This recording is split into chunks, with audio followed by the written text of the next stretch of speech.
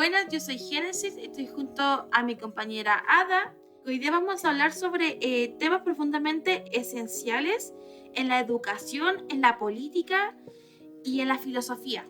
Principalmente nos enfocaremos en la evolución, en la historia que ha tenido la educación, factores que están intrínsecamente ligados a esto, como lo es el capital económico, cómo interfiere la docencia en cómo se imparte la educación y la disposición ligada a la postura en la que el estudiante está dispuesto a desarrollarse cognitivamente. Y bueno, como principal objetivo, analizaremos a distintos autores y la relevancia que tiene para llegar a entender lo que es la educación.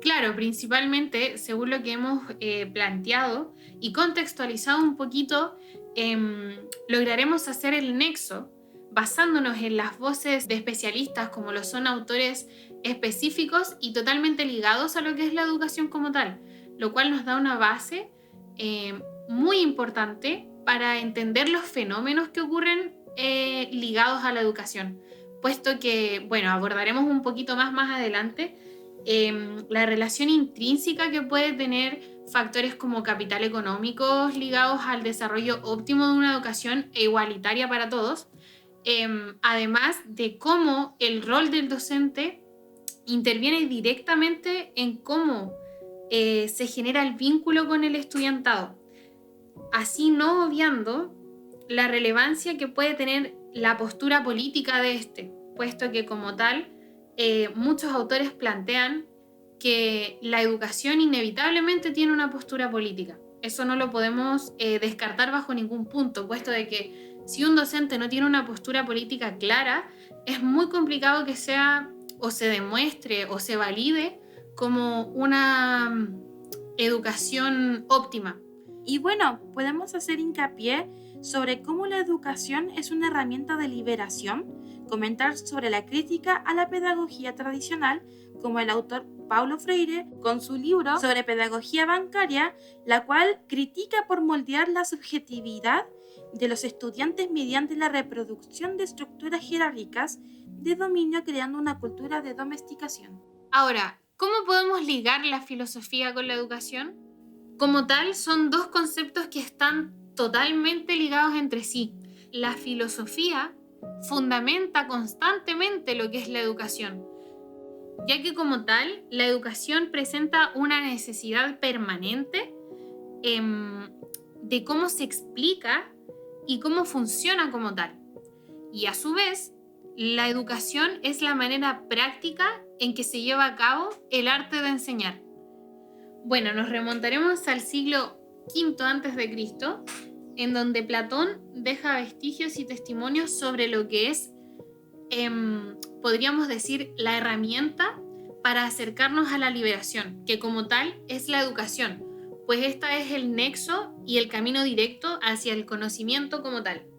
Nos hace una referencia muy interesante en base a una historia que plantea situada en una caverna, en donde sujetos se encuentran encadenados y situados y donde el único estímulo que tienen son las sombras que refleja una fuente de luz y por ende también la única realidad que logran conocer es a través de imágenes. De hecho, plantea que ni siquiera como tal reconocen la figura original del sol, puesto que lo único que logran observar, por ejemplo, de este, es el reflejo. Pero en una instancia, uno de los sujetos se logra liberar de las cadenas que los aprisionan en esta caverna y logra salir al exterior, cayendo en cuenta que hay más allá de la realidad que han conocido durante toda su vida. Hay otra realidad posible como tal, no solo la que les ha tocado presenciar y asociar como única, sino que logra entender que hay un más allá. Pero bueno, surge la duda si qué va a hacer él con esta información, ya que cómo logra rescatar a los sujetos que quedan en la caverna y cómo les explica, ya que son personas que se encuentran en un estado de ignorancia total sin tal vez poder entender que como tal hay otras formas de vivir. En base a esto, el sujeto decide volver a rescatar a sus compañeros, pero la reacción de sus compañeros es totalmente inesperada, puesto que ellos se niegan a esta posibilidad de realidad, entendiendo y asumiendo que la única realidad que tienen disponible es en la que ya se encuentran. Entonces, ¿qué ocurre cuando nos encontramos en un estado inminente de ignorancia? Cuando nos encontramos en este estado de ignorancia, según la lectura platónica de la alegoría de la caverna, vivimos en una situación análoga a la de los prisioneros encadenados. Aceptamos como verdad únicamente aquello que nos muestra O sea, igual la realidad y perdemos la capacidad de cuestionar lo que vemos. El control limita nuestro pensamiento, restringe nuestro acceso al conocimiento y nos hace depender de quién proyecta esas sombras, o sea, es decir, de la fuente que define lo que podemos percibir. Este estado produce una sensación de comodidad ilusoria, porque permanece en lo conocido, resulta mucho más fácil que enfrentar la luz y sus exigencias. Pero sin embargo, al igual que en la caverna, cuando surge la oportunidad de liberarnos, la primera reacción suele ser rechazo, ya que la verdad duele y desestabiliza. Así, un estado de control nos mantiene atrapados en una visión parcial del mundo, impide el desarrollo de nuestra autonomía y dificulta el ascenso hacia una comprensión más libre y auténtica de la realidad. Perfecto. Ahora si nos queremos adentrar y asociar la necesidad de educación a una explicación natural y de por qué el humano necesita ser educado, Kant nos ofrece la mejor respuesta a esto. Y de hecho, lo comienza a explicar con la frase inicial de su texto. El hombre es la única criatura que ha de ser educada. De esta frase inicial podemos como tal comentar e hilar a dos puntos principales que podemos inferir. Como tal, es que los animales no humanos no son como objeto de educación, puesto que no necesitan de aquello, ya que se guían como tal por su instinto animal. Y por otra parte, tenemos que la educación pertenece de manera exclusiva y excluyente al ámbito de la pertenencia de los humanos. Pero bien, ¿qué entiende Kant por educación? Él nos plantea tres principales componentes que son los cuidados que requiere un humano, lo que se traduce en precauciones que se le brindan a lo largo del desarrollo y el crecimiento de este. Por otra parte, tenemos como tal la disciplina, que le da un enfoque y lo presenta como el aspecto negativo, puesto de que es el control del impulso, por ende de la animalidad. O sea, en otras palabras, la disciplina es aquel aspecto que reprime por completo el instinto animal que posee el humano. Y por último aspecto que menciona Kant que compone la educación como tal, es la instrucción, el cual, a diferencia de la disciplina, lo plantea como el aspecto positivo, en donde únicamente se plantea la educación como el medio para que el humano logre ser sujeto culto y comprenderse como tal como humano. Y como estamos planteando la diferenciación exacta entre como tal animales no humanos de los humanos, podemos hacer hincapié en las necesidades que presenta cada uno de ellos y por qué en el humano es necesario reprimir el impulso animal. Como tal, los animales no humanos, nos plantea Kant, saben naturalmente e instintivamente lo que deben ser y hacer, sin necesidad de un guía, de un modelo y de cuidados necesarios como lo presenta el humano, puesto desde que nace el humano, él no nace con las características o el instinto de sobrevivencia, sino que requiere ser cuidado e instruido. Por ende, su forma o su formación como tal de crecimiento requiere de un modelo y de un guía, del cual va a tener conductas aprendidas, en el cual se van a desarrollar sus aspectos y sus comportamientos culturales, la forma en que interactúa con el entorno, etc. Y bueno, con esto podemos reconfirmar que Platón y Kant describen la educación como este proceso que nos permite dejar atrás nuestra condición más básica y convertirnos en seres propiamente humanos. Kant lo deja con claridad: el ser humano es la única criatura que debe ser educada, porque no trae consigo instintos que le indiquen cómo vivir. Necesita aprenderlo todo, y este aprendizaje se da en dos direcciones: la disciplina, que controla los impulsos, y la cultura, que nos entrega herramientas, habilidades y conocimientos. Claro, y aprovechando que tú enmarcas el factor de la cultura, es totalmente relacionado a cómo se desarrolla el aprendizaje de un humano a lo largo de depender de cuidados de otro, puesto que, como mencionamos anteriormente, el humano que lo críe va a ser este guía. Y de hecho, además, se enmarca que cada generación va a aprender culturalmente aspectos distintos, ya que como tal la humanidad y por ende la sociedad está en un cambio constante y continuo. Por ende, va a tener necesidades de aprendizaje distintas. Y lo podemos unir a lo que anteriormente estaba hablando de Platón, con la alegoría de la caverna, que muestra que esta transformación nunca es fácil. Salir de la ignorancia duele, cuesta y exige una especie de forzamiento hacia la luz. Además, quien logra ver la verdad se enfrenta al peligro de volver a un mundo donde muchos prefieren seguir en la comodidad de las sombras. De algún modo, Platón y Kant coinciden en que educarse implica romper con lo dado, con lo habitual, y que este proceso es arduo y hasta doloroso. Y bueno, como tú me mencionaste, en el aspecto natural, si ligamos la educación a un acto político, como nos comenta Martín Ríos, él dice que la educación es un acto político que significa que enseñar siempre implica tomar decisiones sobre qué contenidos se consideran importantes, cómo deben transmitirse y qué tipo de persona o ciudadano se busca formar. Estas decisiones nunca son neutras porque dependen de una visión de sociedad, de valores y de objetivos que orientan el proceso educativo. Y claro, es súper interesante que ahora plantees el aspecto político que está presente en la educación, ya que es sumamente importante tener presente que la educación está compuesta por miles de factores y aspectos que la componen, ya que es intrínseca la relación entre el aspecto político que se mantiene al momento de educar.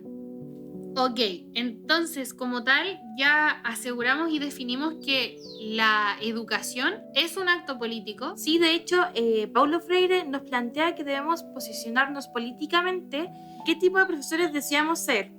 Podemos ser como entre democrático o progresista, autoritario o reaccionario, o espontaneísta. Perfecto, continuando con los importantes temas de los que hemos estado hablando hasta el momento, nos adentraremos aún más en el aspecto político del que nos hablan distintos especialistas relacionados al campo de la educación. De hecho, nos adentraremos como tal en lo que genera en el sujeto una educación eficiente y completa. De hecho, por ejemplo, Condorcet nos menciona sobre las desigualdades que se pueden generar a base de la ignorancia y las desigualdades naturales con las que se enfrenta un sujeto al momento de comenzar a formarse.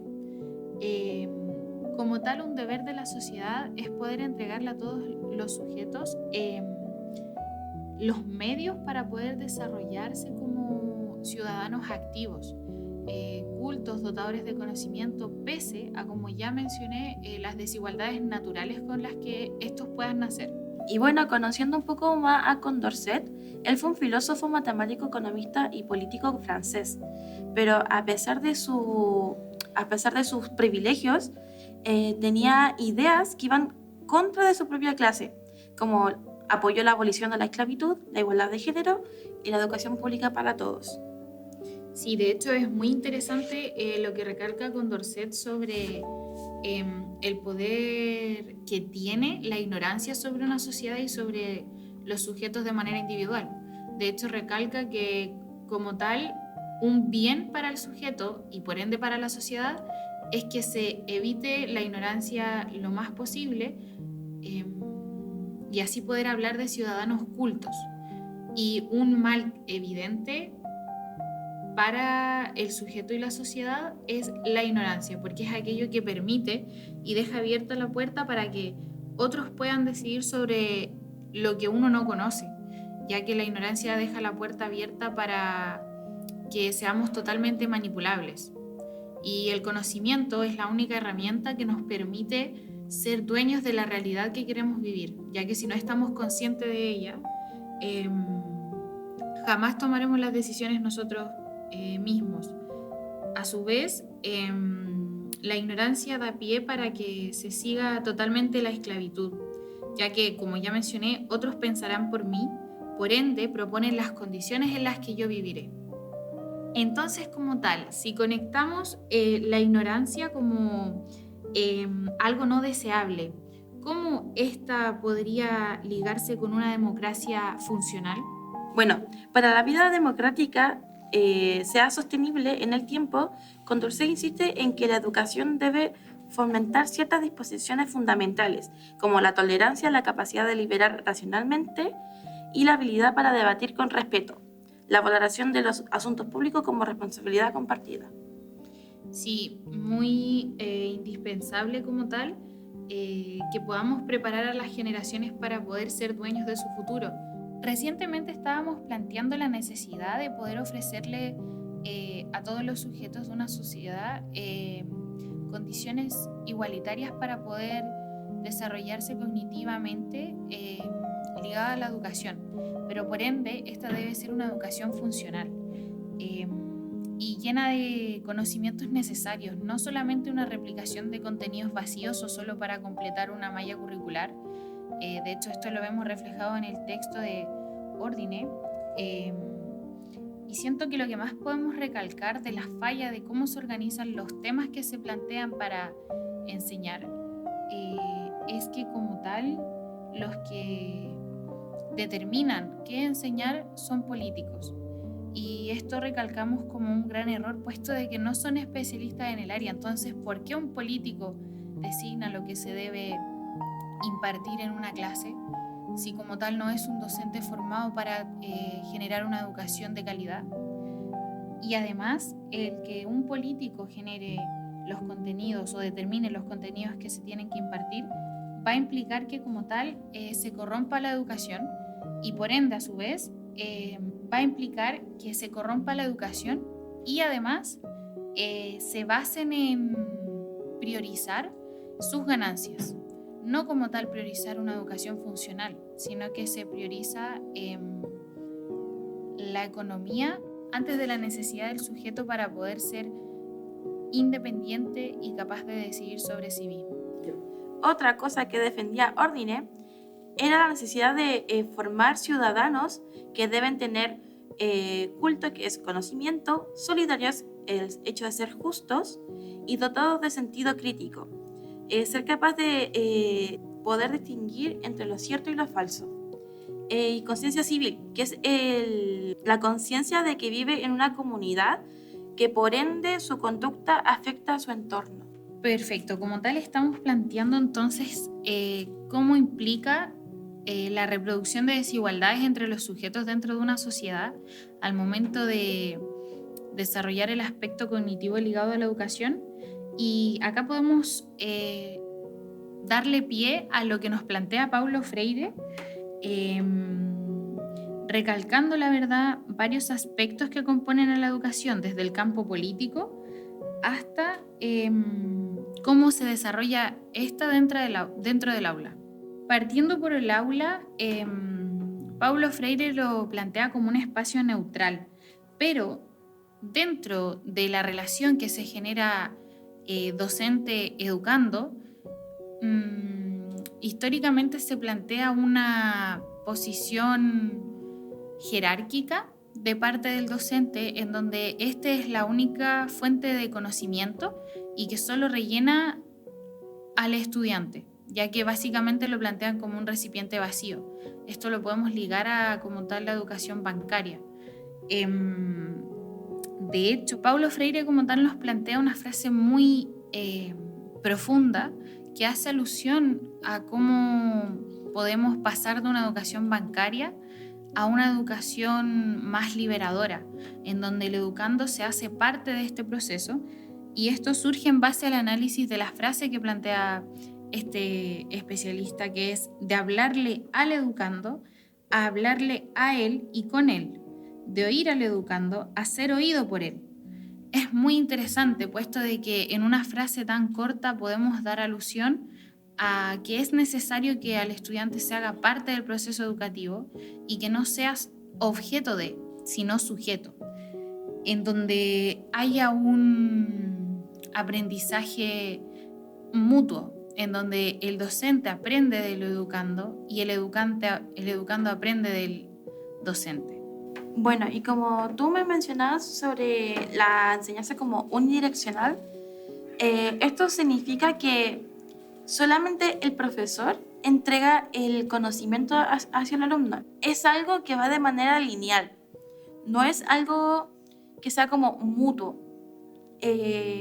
Paulo Freire ha dicho que esto tiene que ser como bidireccional, o sea, que sea del profe al estudiante y del estudiante al profe.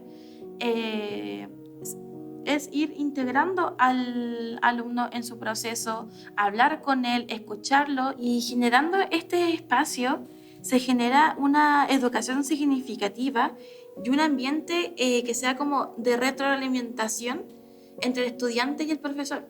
Entonces, si buscamos no replicar desigualdades, hacer parte al estudiante del proceso educativo para así formar un sujeto activo, debemos evitar totalmente la pedagogía del oprimido, puesto que esta implica y surge de la pedagogía bancaria, por ende autoritaria.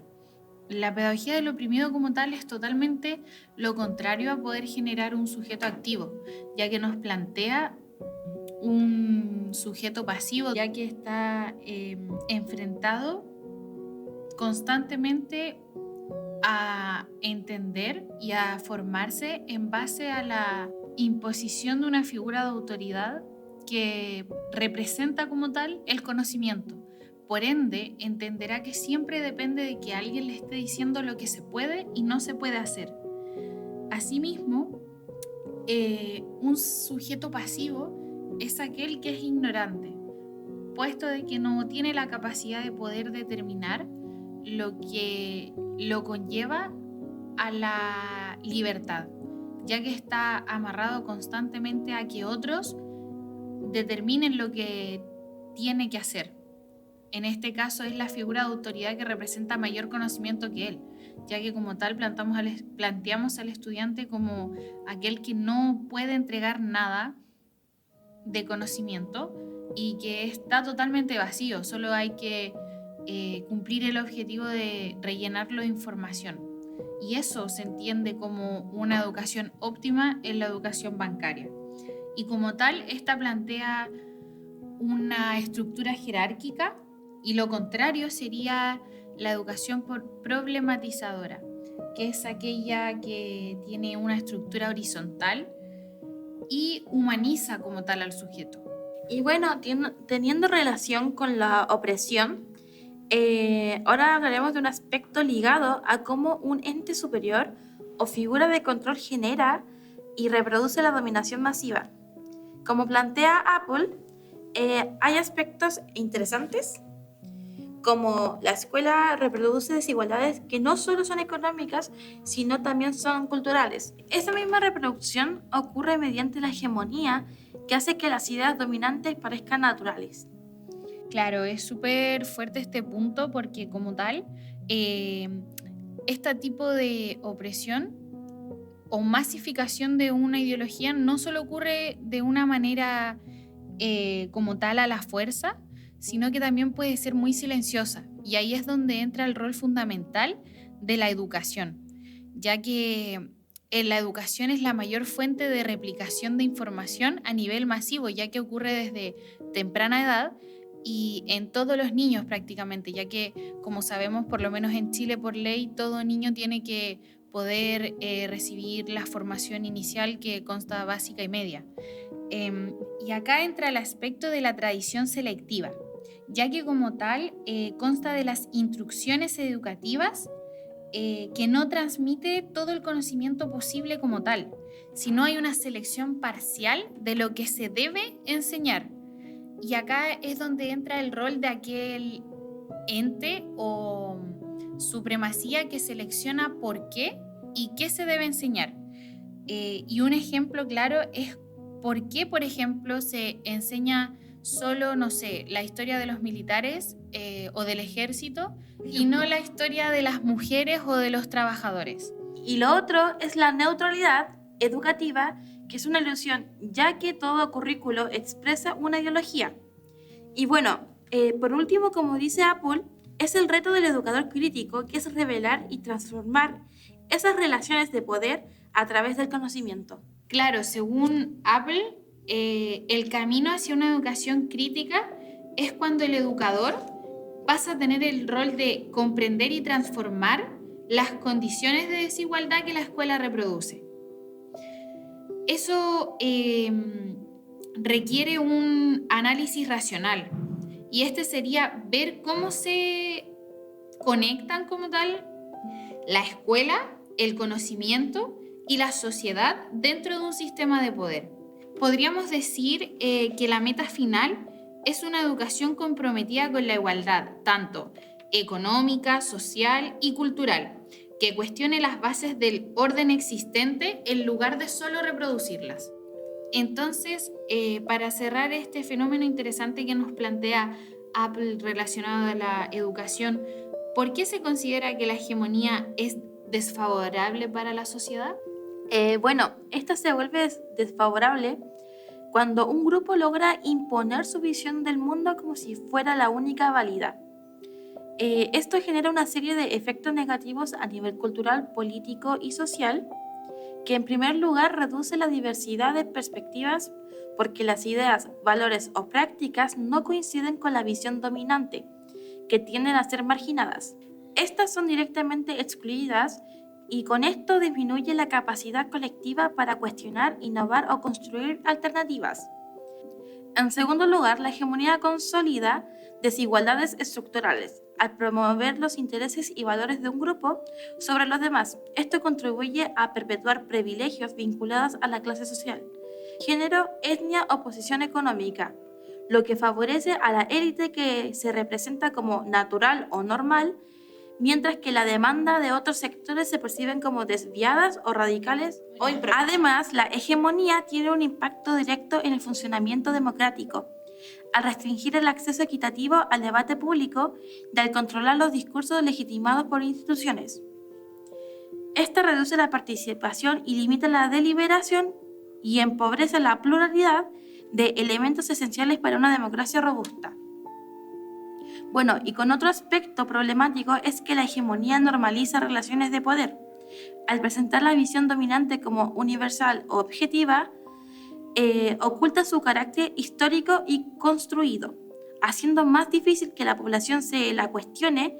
Esto genera conformidad y una aceptación pasiva de estructuras que podrían ser injustas o excluyentes.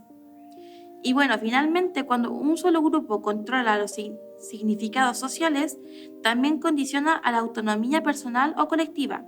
Esto define qué es aceptable y qué se considera conocimiento legítimo, qué aspiraciones son posibles y hasta qué tipo de vida se entiende como valiosa.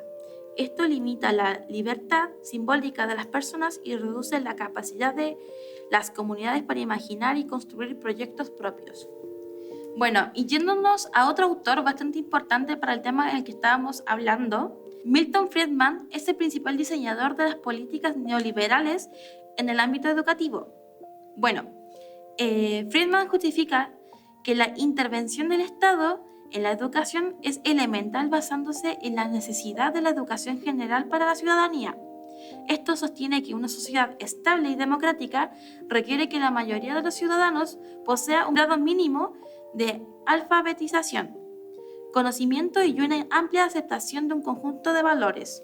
Los beneficios de esta educación, denominados efectos de vecindad, se extienden a toda la sociedad, no solo a un niño o a sus padres, lo que justifica la actuación estatal para asegurar este nivel mínimo de escolaridad. Para lograr este objetivo sin la administración estatal directa, Friedman propone la subvención a la demanda. Esto se refiere como a voucher o cupones. Los padres recibirían una suma específica de dinero por cada niño para pagar servicios educativos. Este mecanismo permitiría a los padres la libertad de elegir la institución educativa, incluyendo escuelas privadas o fines sin lucro, y fomentaría la competencia entre ellas, lo que, según se argumenta, mejoraría la calidad de enseñanza. El papel del Estado se limitaría a establecer y garantizar el cumplimiento de los estándares mínimos y la enseñanza de un contenido común. Esto es esencial para la estabilidad social. También considera que la estabilidad del sistema requiere un núcleo básico de juicios de valor aceptados sin pensarlo por la gran mayoría de sus miembros. Bueno, y como la segunda dimensión o como segundo punto que menciona Friedman, se refiere a la formación vocacional y profesional.